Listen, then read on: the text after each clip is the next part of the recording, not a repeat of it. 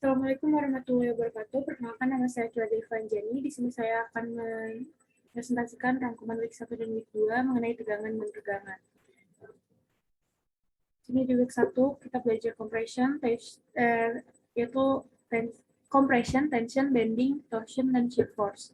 Nah, di sini kalau disimpulkan dari yang kegiatan kita ini adalah suatu bahan terkena beban luar, akan terjadinya reaksi internal terhadap bahan tersebut, dan bahan tersebut akan mengalami tegangan, dan apabila beban tersebut terus-menerus dilakukan, terus-menerus diterima oleh si bahan itu, akan terjadi deformasi atau regangan.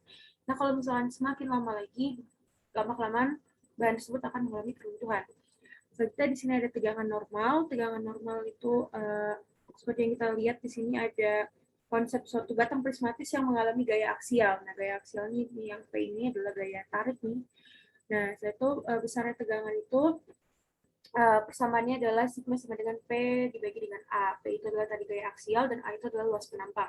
Selanjutnya adalah regangan normal atau epsilon. Nah, regangan normal ini terjadi akibat adanya tegangan normal. Nah, epsilon sini sama dengan delta dibagi dengan L. Nah, delta itu adalah pertambahan panjang dan L itu adalah panjang awal.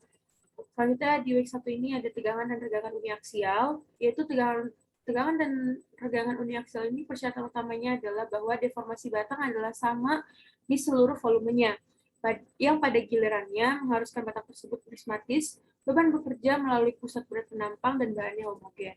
Selanjutnya ada garis kerja aksial untuk distribusi tegangan terbagi rata. Nah, seperti di sini kita lihat ada batang prismatis yang mempunyai luas penampang sembarang atau tak beraturan. Di sini kita bisa menentukan momen dari gaya P-nya itu adalah MX sama dengan P dikali dengan rata-rata Y, dan MY sama dengan minus P dikali dengan Y rata-rata. Selanjutnya dari situ, nah ini adalah yang tadi itu adalah persamaan AB. Selanjutnya kita akan menentukan persamaan CD nih. Persamaan CD ini yaitu diambil dari momen total diperoleh dengan mengintegrasikan terhadap luas penampang. Di sini MX sama dengan sigma MX sama dengan integral sigma Y dA, MY sama dengan min integral sigma Y dA. Nah, dari yang tadi persamaan AB, kita samakan nih dengan persamaan CD, dan kita dapat persamaannya yaitu seperti ini. PY sama dengan integral sigma Y dA, dan PX seperti ini. Nah, setelah itu, kita juga dapat memperoleh titik koordinat P, yaitu dengan Y rata-rata sama dengan integral sigma Y dA per A, dan untuk X seperti ini. Selanjutnya di sini kita juga belajar elastisitas linear dan rasio Poisson.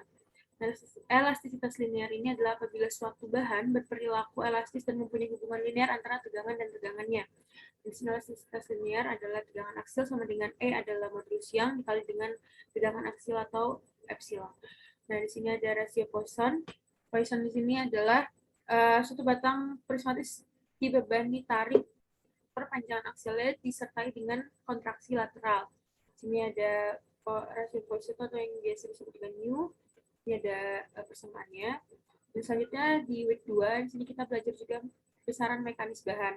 Nah, di sini untuk mendesain struktur agar keduanya berfungsi secara memadai, kita harus memahami perilaku mekanis dan material bahan yang dilakukan dan digunakan. Nah, biasanya itu kita belajar di praktikum gitu. Nah, di sini sudah terlihat juga ada alat untuk mengukur tarikan, mengukur beban tarik gitu ya.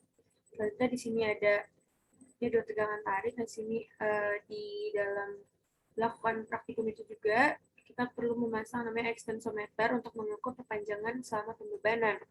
Nah, di sini kalau di sini adalah contohnya ada seperti beton, sepertinya beton yang sedang diuji tekan. Lalu di week 2 di sini adalah diagram tegangan dan regangan. Nah, di sini ada suatu bahan yaitu baja struktural yang dimana dia mendapatkan ditarik sampai dengan limit proporsional. Setelah itu akan terjadi tegangan dulu atau terjadi plastisitas sempurna. Nah, seperti di gambar ini, di sini ada baja yang ditarik ke atas dan ke bawah, dan di sini tuh ada daerah neckingnya. Daerah necking itu ini nih strand hardening dan dia akan necking, atau bisa aja dia terjadi fracture atau keruntuhan. Nah, setelah itu kita dapat menghitung persentase perpanjangannya berapa dan persentase reduksi luas itu berapa. Setelah itu di week 2 ini juga kita belajar elastisitas, plastisitas, dan rangkap.